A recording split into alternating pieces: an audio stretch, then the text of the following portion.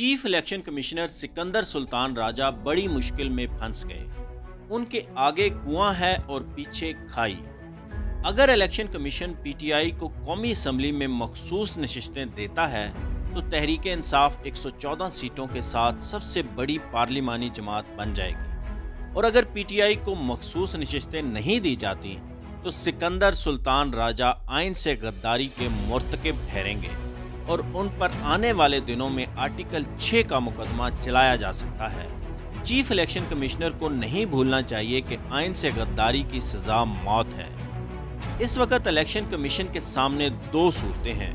انہوں نے فیصلہ کرنا ہے کہ آئین و قانون کی پاسداری کرنی ہے یا ناانصافی کو فروغ دینا ہے۔ اگر الیکشن کمیشن اس نتیجے پر پہنچتا ہے کہ پی ٹی آئی کو خواتین اور اقلیتوں کی مخصوص نشستیں نہیں دینی تو پھر آئین کے آرٹیکل 51 کی سب کلاز 3 کی خلاف ورزی تصور ہو۔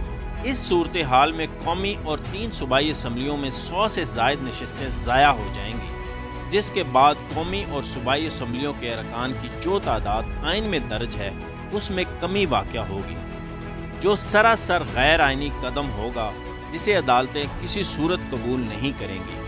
اگر الیکشن کمیشن آئین کی خلاف ورزی سے بچنے کے لیے پی ٹی آئی کی نشستیں ضائع کرنے کے بجائے دیگر سیاسی جماعتوں میں تقسیم کر دیتا ہے تو یہ الیکشن ایکٹ 2017 کی خلاف ورزی ہوگی۔ قانون کے مطابق مسلم لیگ نون کو قومی اسمبلی میں خواتین کی 20 اور اقلیتوں کی 4 نشستیں ہی مل سکتی ہیں۔ اس سے زائد ایک سیٹ بھی دی گئی تو یہ قانون سے انحراف ہوگا، اور قانون سے انحراف قابل سزا جرم ہے۔ اب سوال یہ پیدا ہوتا ہے کہ سکندر سلطان راجہ آئین اور قانون کو جانتے ہوئے بھی اتنی بڑی غلطی کریں گے یا نہیں؟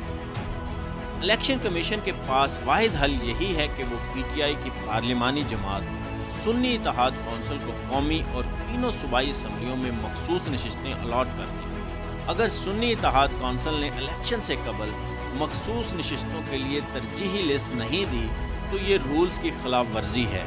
کیا رولز کو فالو نہ کرنے کی سزا آئین اور قانون سے انحراف کر کے دی جا سکتی ہے؟